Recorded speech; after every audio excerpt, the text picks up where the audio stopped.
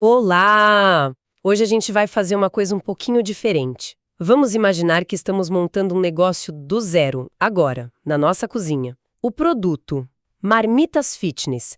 A gente juntou aqui um monte de guias práticos, normas técnicas e, até material sobre impostos. Nossa missão é transformar essa papelada toda num roteiro definitivo para quem quer pegar essa paixão por comida saudável e transformar num negócio de verdade. Já de olho nas regras e tendências para 2025-2026. E essa é uma jornada fascinante, porque o material deixa bem claro uma coisa: o sucesso aqui não depende só de ter uma boa receita de frango com batata doce, sabe? Depende muito de combinar o sabor com uma disciplina quase científica. Envolve entender de conservação de alimentos, ter um rigor sanitário absoluto e, claro, saber como navegar na burocracia mesmo que a operação comece bem pequena. Exato. Então, vamos começar pelo passo número 1 de qualquer negócio de comida: o planejamento do cardápio. As fontes que a gente viu batem muito na tecla de que planejar a semana inteira não é só para organizar as compras. É uma estratégia para evitar desperdício, que é literalmente jogar dinheiro fora, e também para garantir que o cliente não enjoe, né? Comendo a mesma coisa todo dia. E a escolha dos ingredientes é crucial para a logística do negócio. Os guias são bem específicos nisso. Nas proteínas, por exemplo, eles sugerem focar em opções que reaquecem bem, tipo frango grelhado ou desfiado, patinho moído, que é uma carne mais magra, com pouca gordura, e isso melhora muito a textura depois que congela. Nos carboidratos, a preferência é por aqueles que mantêm a cremosidade, sabe? Purês de batata doce, de mandioquinha, abóbora cabutiá e o clássico arroz integral. E para os vegetais, a dica de ouro é usar aqueles que aguentam o tranco do congelamento e descongelamento sem virar uma pasta. Brócolis, cenoura, vagem são os campeões. Mas o que me chamou mesmo a atenção foi a ciência por trás das porções. Não é só encher o potinho. De jeito nenhum. Esse é um dos pontos que separa, sabe, o amador do profissional. O peso da marmita é, na verdade, uma ferramenta de marketing e de personalização. Os guias que a gente analisou mostram um padrão bem claro. Uma marmita para emagrecimento tem cerca de 250 gramas. O foco é em densidade nutritiva com menos calorias. Para manutenção de peso, já sobe para umas 350 gramas, um equilíbrio mais robusto, e para quem busca hipertrofia ou ganho de massa, aí as refeições são bem maiores, por volta de 450 gramas, com mais proteína e mais carboidrato. Nossa, isso já muda completamente a conversa com o cliente, né? Não é só uma marmita saudável, é uma solução para um objetivo específico. E dentro da montagem tem um detalhe que parece bobo, mas que as fontes dizem que é essencial. A ordem dos fatores aqui altera o produto, e muito. Altera completamente a experiência de quem come. A dica técnica é sempre começar com carboidrato no fundo do pote. O arroz ou o purê, eles formam uma base sólida, sabe? E isso faz duas coisas. Primeiro, dá sustentação para a proteína e os legumes não afundarem e virar aquela mistura. E segundo, que é o mais importante, essa base absorve qualquer umidade ou sucro que a carne ou os vegetais soltem no descongelamento. O resultado é uma marmita que, quando a pessoa abre, tá bonita, organizada e não aquela bagunça aguada. Ah, então é por isso que, às vezes, o brócolis parece que se desmanchou todo.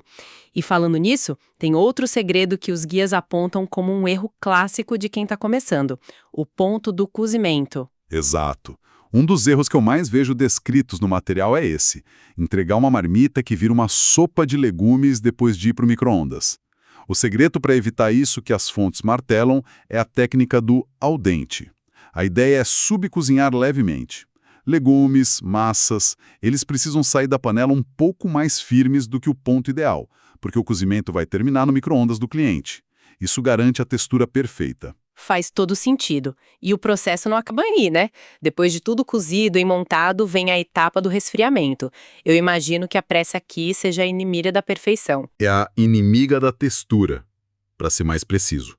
Um erro fatal é tampar a marmita enquanto ela ainda está morna. O vapor que sobe, ele condensa na tampa, aí goteja de volta na comida e no freezer vira aqueles cristais grandes de gelo.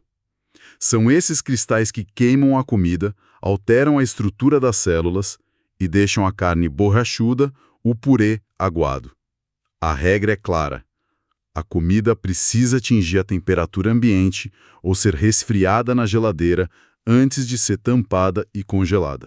E qual a validade que se pode prometer para o cliente com segurança? Então, seguindo esses processos, a durabilidade na geladeira é de 3 a 5 dias. No freezer, a validade técnica pode chegar a 90 dias, mas todos os guias concordam que, para garantir o máximo de qualidade no sabor e nos nutrientes, o ideal é recomendar o consumo em até 30 dias. Certo. Então a comida está perfeita, a textura intacta, fico imaginando o cliente abrindo e vendo tudo no lugar, mas aí me bate uma dúvida. A partir do momento em que eu coloco uma etiqueta com o meu nome e vendo essa marmita, o que muda? A Anvisa já pode bater na minha porta? É exatamente nesse ponto que a cozinha de casa vira uma empresa. E as responsabilidades mudam drasticamente.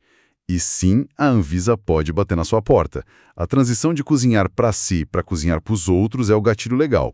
As normas de higiene, baseadas na famosa RDC 216 da Anvisa, são inegociáveis. A gente pode pensar nelas como 3 pilares. O primeiro é a higiene pessoal de quem manipula os alimentos. O que isso quer dizer na prática? É só lavar as mãos? É muito mais que isso. Significa zero espaço para o jeitinho. É o uso obrigatório de toucas cobrindo todo o cabelo, máscaras descartáveis principalmente na hora de montar as marmitas e uniformes limpos, de preferência brancos, trocados todo dia. E um detalhe importante, um avental de PVC, aquele impermeável para a hora de lavar a louça. Ele evita que o uniforme fique úmido, o que é um prato cheio para a bactéria, né? Entendi. E o segundo pilar seria o ambiente, a cozinha em si. Exato. E aqui tem uma regra que, segundo as fontes, choca muita gente. É a proibição total de panos de prato de tecido na área de manipulação. Peraí, como assim? Proibido usar pano de prato. Eu tenho uma gaveta cheia. Por que eles são considerados tão perigosos numa cozinha profissional? Porque eles são a armadilha perfeita para contaminação cruzada. Você seca a mão, depois um utensílio, depois a bancada. O pano fica úmido o dia inteiro, acumulando bactérias e espalhando elas por toda parte. O correto e obrigatório é usar papel toalha descartável. Outros pontos críticos são lixeiras com tampa e pedal para não ter contato com a mão. E uma dica prática excelente, usar esponjas de cores diferentes. Uma cor para lavar a louça e os utensílios e outra completamente diferente para limpar pias e superfícies. Uma separação visual para evitar erros. Gostei disso. E qual é o terceiro pilar? O terceiro pilar é a embalagem. Este é um ponto de segurança alimentar gravíssimo. Não é qualquer pote de plástico que serve, sabe? A escolha errada pode liberar bisfenol A, o famoso BPA, e outras substâncias tóxicas na comida quando ela é aquecida. O material correto e seguro é o polipropileno, UPP. E como eu identifico esse material? Tem algum código, alguma coisa? Tem sim, e é fácil de achar. No fundo do pote, tem que procurar o símbolo de reciclagem, aquele triângulo de setas com o número 5 dentro. Isso garante que o material é livre de BPA e seguro para ir do freezer direto para o micro-ondas. O tamanho mais versátil, segundo os guias, é o de 500 ml. E um último detalhe na embalagem que impacta tudo. A tampa precisa ter uma vedação perfeita. Uma tampa frouxa permite a entrada de ar no freezer e causa aquela queimadura de gelo que resseca e destrói o sabor da comida. Ok, a cozinha está nos padrões, a comida embalada com segurança, agora a burocracia. E aqui vem a pergunta de $1 milhão que todo iniciante faz. Posso começar vendendo com meu CPF ou eu preciso abrir uma empresa de cara? A resposta direta dos materiais é: sim, você pode começar com o CPF. No entanto, a recomendação é unânime e muito forte. Formalize-se como MEI, microempreendedor individual, desde o primeiro dia. Mas para quem está só testando a ideia, sabe? Vendendo para alguns amigos, abrir um CNPJ não parece um exagero? Qual o ponto exato em que o risco de ficar no CPF supera a conveniência? Essa é a pergunta-chave. O risco supera a conveniência no momento em que você quer parecer profissional. Um CNPJ te permite emitir nota fiscal, que é um requisito para vender para empresas ou academias, que são clientes excelentes. Ele te dá acesso a linhas de crédito para comprar equipamentos e, o que é crucial, oferece segurança previdenciária, como auxílio-doença. Imagina que a pessoa quebra um braço e não pode cozinhar por um mês. Com o MEI, tem cobertura. Com o CPF, a renda é zero. O custo do DAS-MEI, que é o imposto mensal, é baixo perto dos benefícios e da tranquilidade que ele traz. É tipo um seguro para o próprio negócio, então. E tem um ponto que, pelo que eu li, não tem negociação, seja MEI ou pessoa física. A etiqueta. A rotulagem é obrigatória. Obrigatória e não negociável. A lei não faz distinção entre produção artesanal e industrial. Se o alimento foi embalado longe do consumidor, ele precisa de rótulo.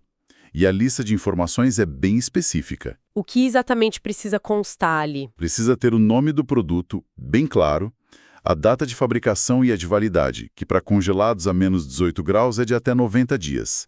As instruções de conservação, tipo manter congelado, e, o mais importante, a lista de ingredientes em ordem decrescente de quantidade e o destaque obrigatório para alergênicos, glúten, lactose, nozes, soja. Tudo tem que ser informado de forma clara. E se eu errar? Se eu esquecer de listar um alergênico, qual é o risco real disso? É só uma multa ou pode ser mais sério? Pode ser muito mais sério.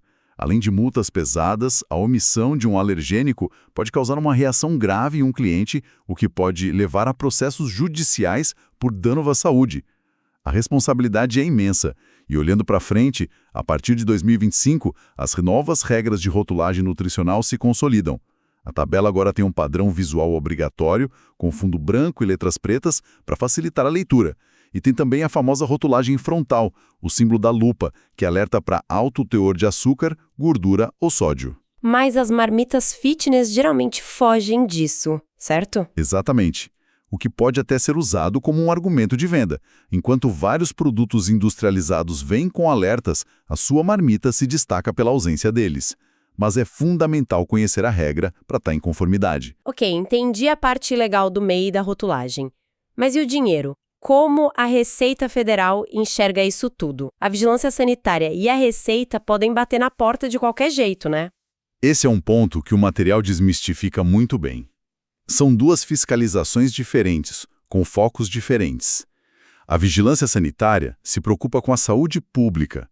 Ela vai olhar sua higiene, seus processos, sua rotulagem, e para ela, não importa se você é CPF ou CNPJ, a responsabilidade sanitária é a mesma. Já a Receita Federal, bom, ela quer saber da sua renda. E nesse campo, as fontes trazem uma novidade importante sobre imposto de renda, certo? Sim, uma informação valiosíssima e com visão de futuro. A partir de 1º de janeiro de 2026, a regra do imposto de renda para pessoa física muda. A faixa de isenção sobe. Quem ganha até R$ 5.000 por mês ou R$ 60 mil por ano não vai pagar imposto. Então, com essa isenção de R$ 5.000, parece tentador ficar no CPF, não? Qual é a pegadinha aqui? A pegadinha é que a Receita Federal soma todas as fontes de renda. Se a pessoa tem um emprego formal e ganha, digamos, R$ 4.000 e vende mais R$ 2.000 em marmitas, o total dela é de R$ 6.000. Já ultrapassou o teto de isenção e vai precisar declarar e pagar imposto sobre o excedente. Com o MEI, a lógica é outra. O imposto é um valor fixo mensal, o DAS, independente do faturamento, desde que se mantenha dentro do teto anual do MEI, que hoje é de R$ 81.000. Isso simplifica absurdamente a gestão fiscal. Ou seja, mesmo com a nova faixa de isenção, o MEI continua sendo o caminho mais seguro e mais profissional para quem quer crescer. Ele separa as finanças pessoais das finanças da empresa e evita surpresas desagradáveis com o leão. Precisamente. É pensar no negócio a longo prazo, desde o primeiro dia. Uau, que jornada! A gente começou na cozinha, escolhendo brócolis e terminou na declaração de imposto de renda. Se a gente for resumir, passamos pelo planejamento minucioso de cada marmita, mergulhamos nas exigências sanitárias, que são o alicerce da confiança do cliente. E entendemos por que a formalização não é só burocracia, mas uma estratégia de crescimento. A síntese perfeita é essa. O sucesso nesse mercado é a união do sabor com a disciplina, a atenção aos detalhes técnicos, o cozimento ao dente, a ordem de montagem, a embalagem correta, isso garante a qualidade. E a atenção aos detalhes legais, higiene, rótulos, impostos, garante a sobrevivência e a reputação do negócio. O sabor faz o cliente comprar a primeira vez. A disciplina e o profissionalismo fazem ele voltar sempre. Cobrimos o como fazer e o como legalizar. A operação está redonda, segura e dentro da lei. Mas agora o desafio muda de patamar. Fica aqui uma reflexão final baseada em tudo que a gente viu. Exato. Com essa base técnica e legal sólida, qual seria o primeiro passo para criar uma marca que se destaque no mercado tão competitivo? O que faria sua marmita ser a escolhida, não por ser apenas saudável e correta, mas por ser única? A resposta para isso não está nas normas da Anvisa, mas na criatividade de quem empreende.